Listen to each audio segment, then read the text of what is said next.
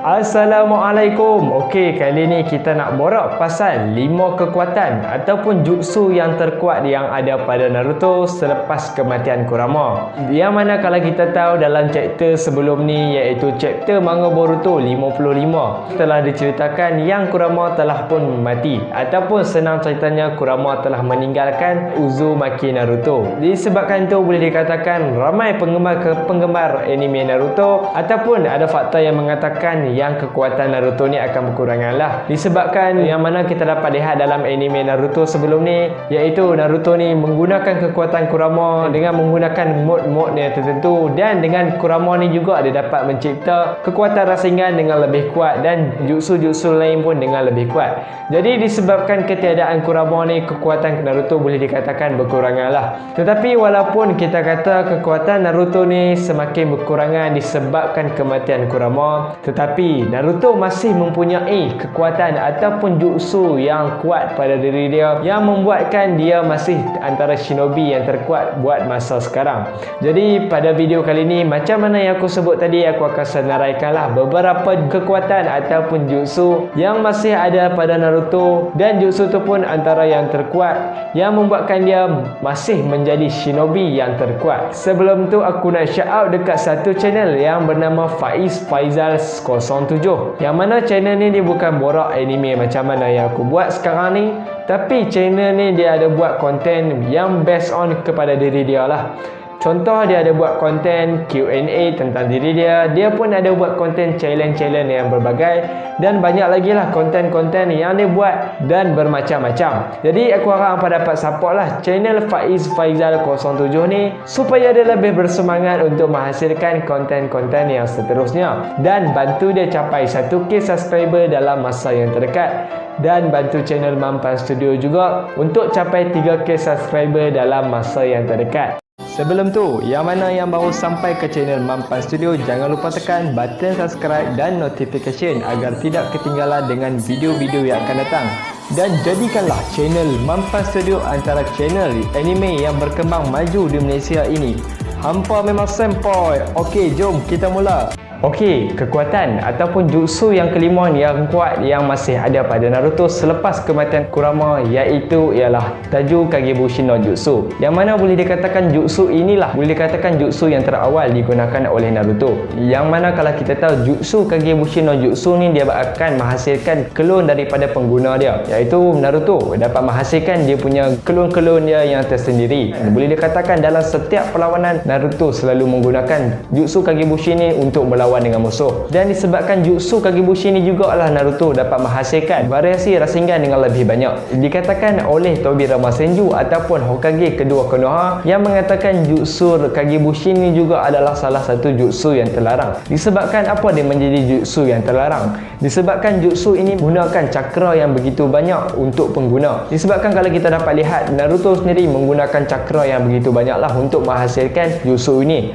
Tetapi disebabkan Naruto ni mempunyai cakra yang banyak, dan kalau kita tahu Naruto ni juga adalah keturunan daripada klan Uzumaki yang mempunyai cakra yang banyak. Disebabkan itu dia dapat menghasilkan jutsu Kagebushi no Jutsu ni dengan baik. Dia boleh dikatakan pengguna yang terbaik lah yang ada dalam anime Naruto dengan jutsu Kagebushi ni. Yang mana Naruto ni bukan sahaja menghasilkan Kagebushi yang baik, tambahkan dia dapat menghasilkan bilangan Kagebushi yang begitu banyak sehingga bilangan dia boleh mencapai 1000. Dan jutsu yang keempat iaitu ialah Rasengan. Yang mana Rasengan ni adalah satu teknik yang telah dicipta oleh ayah dia sendiri, iaitu ialah Onamikaze Minato, ayah kepada Uzumaki Naruto. Naruto telah mempelajari jutsu Rasengan ni daripada Jiraiya. Dan kalau nak dengar lebih jelas penerangan aku tentang Rasengan, aku ada buat di video sebelum ni, yang mana dalam video tu aku ada hurai 7 pengguna Rasengan terkuat, dan dalam video tu juga aku ada ceritalah serba sedikit tentang Rasengan. Jadi kalau nak dengar lebih jelas tentang Rasengan, boleh tengok di video sebelum ni. Dan dalam video ni aku hanya akan ringkaskan sebab apa jutsu Rasengan ni menjadi jutsu yang terbaik pada Naruto. Disebabkan Naruto bukan sahaja menggunakan Rasengan,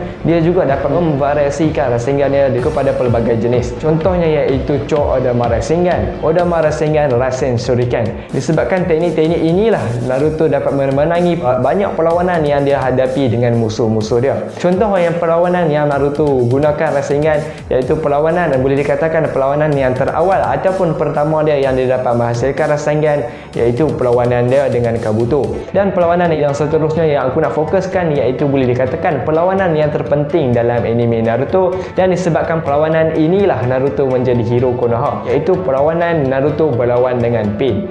Dan yang terakhir aku nak fokus iaitu ialah perlawanan dia dengan Kurama. Disebabkan jutsu rasengan inilah dia dapat mengalahkan Kurama. Tetapi banyak lagi perlawanan Naruto yang menggunakan rasengan, dan aku hanya akan fokus 3 tu sajalah. Dan kekuatan ataupun jutsu yang ketiga yang terkuat yang masih ada pada Naruto tanpa Kurama iaitu ialah Sagemon. Yang mana aku akan ringkaskan tentang Sagemon ni, iaitu Naruto akan menyerap cakra daripada alam dan meningkatkan kekuatan dalam diri dia. Dan Naruto ni boleh dikatakan antara watak yang belajar Sagemon dalam masa yang tidak lama, disebabkan dia menggunakan Taiju Kagebushi no Jutsu. Disebabkan tu jugalah dia dapat mempercepatkan pelajaran dia dalam mempunyai Sagemon. Sagemon ni juga boleh dikatakan antara teknik yang terkuat yang ada dalam anime Naruto, disebabkan bukan shinobi-shinobi yang biasa yang dapat menghasilkan jutsu ini. Contoh pengguna Sagemon yang boleh dikatakan yang kuat-kuat iaitu ialah Jiraiya, iaitu guru kepada Naruto sendiri. Yang kedua dan ketiga ni yang aku nak lebih fokuskan iaitu ialah Hashirama Senju, yang mana disebabkan jutsu Sagemon ni lah Hashirama telah mampu mengalahkan Uchiha Madara. Dan yang ketiga iaitu Otsutsuki Hagoromo, yang mana boleh dikatakan Otsutsuki Hagoromo ni adalah watak terkuat dalam anime Naruto, dan disebabkan dia menggunakan Sagemon lah dia dapat mengalahkan ibu dia sendiri, iaitu ialah Otsutsuki Kaguya. Dan kita back kepada Naruto, memanglah kita kata cakra Kurama lebih kuat berbanding Sagemon ni, tetapi disebabkan Sagemon ni jugalah boleh dikatakan banyak musuh yang Naruto dapat kalahkan disebabkan Sagemon, yang mana dalam perlawanan dia dengan Otsutsuki Kaguya pun dia menggunakan Sagemon. Perlawanan dia dengan Pain pun dia menggunakan Sagemon. Perlawanan dia dengan Uchiha Obito pun dia menggunakan Sagemon. Dan boleh dikatakan kekuatan Sagemon ni bukan kekuatan yang biasa-biasalah. Dan dengan Sagemon ni juga Naruto dapat meningkatkan lagi kekuatan dalam diri dia dan meningkatkan lagi kekuatan dengan jutsu yang dia telah hasilkan. Sebabkan kita dapat lihat apabila dia telah berubah mode kepada Sagemon, dia dapat menguatkan lagi dia punya teknik-teknik rasengan dengan variasi-variasi yang seterusnya. Dan bukan setakat rasengan, kekuatan dia pun semakin meningkat untuk mengalahkan musuh-musuh yang dia lawan. Dan kekuatan ataupun jutsu yang seterusnya iaitu ialah dari segi gaya pertarungan dia sendiri, iaitu ialah taijutsu. Boleh dikatakan taijutsu ataupun gaya perlawanan yang ada pada Naruto ni boleh dikatakan antara yang terbaik yang ada dalam anime Naruto. Disebabkan kalau kita lihat, walaupun kalau Naruto tak menggunakan jutsu rasengan ataupun jutsu-jutsu sebagainya, tetapi gaya pertarungan yang ada pada Naruto pun masih hebat walaupun tanpa Kurama. Taijutsu ni boleh dikatakan adalah salah satu gaya pertarungan yang digunakan oleh seorang ninja itu tanpa menggunakan cakra. Dan jikalau dia mempunyai cakra pun, dia hanya menggunakan cakra itu untuk menguatkan lagi dia punya ketahanan ataupun dia punya kekuatan dalam gaya pertarungan tersebut. Ataupun mudah ceritanya, taijutsu ni adalah salah satu gaya pertarungan yang digunakan oleh seseorang ninja itu tanpa menggunakan cakra. Contoh kita dapat lihat iaitu Rock Lee dan Maitogai, yang mana tidak mahir dalam senjutsu, ninjutsu dan sebagainya, tetapi dia mahir dalam taijutsu.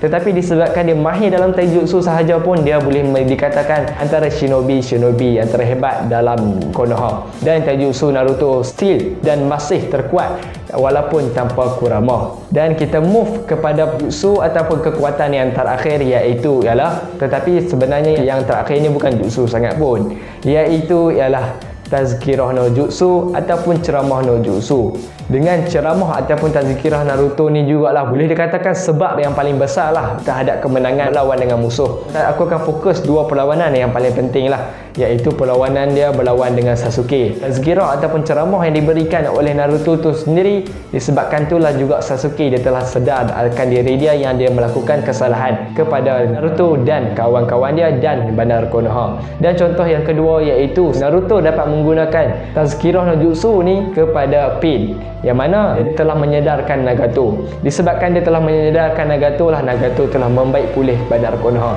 Kalau kita katakanlah Naruto ni tak mempunyai kekuatan pun, tetapi dengan dia punya ceramah ataupun dia punya tazkirah ni dapat menyedarkan pihak lawan itu. Dan dalam video ni jutsu kalau yang nak fokus tu yang 4 tadilah. Cuma yang tazkirah no Jutsu ni aku hanya tambah, boleh dikatakan poin terbesar yang menyebabkan Naruto menang dalam setiap perlawanan. Dan aku rasa setakat itu sajalah huraian aku mengenai jutsu ataupun kekuatan terkuat yang masih ada pada Naruto selepas kematian Kurama ataupun tanpa Kurama. Dan aku maaf kalau ada kekurangan dalam video ini. Sebelum saya akhiri video saya pada video kali ini, saya ingin memberikan sedikit renungan. Sesekali Allah uji kita, tapi kita cakap aku tak pernah bahagia. Sesekali kita menangis, tapi kita cakap aku jarang ketawa. Sesekali kita kecewa, tapi kita cakap aku tak pernah berjaya. Banyaknya nikmat Allah yang kita lupakan, tetapi ujiannya yang sedikit yang kita hiraukan. Di manakah syukur kita? Sedangkan hakikatnya ujian itu juga adalah salah satu rahmat dan tanda kasih Allah kepada kita. Jadi ingatlah, sentiasalah bersyukur walaupun menerima ujian ataupun dugaan ataupun nikmat sekalipun. Sentiasalah bersyukur supaya hidup ni akan sentiasa tenang dan berjaya di dunia dan di akhirat. Dan setakat itu saja huraian aku pada video kali ini. Aku Bro Aiman. Thanks for watching. Assalamualaikum warahmatullahi wabarakatuh.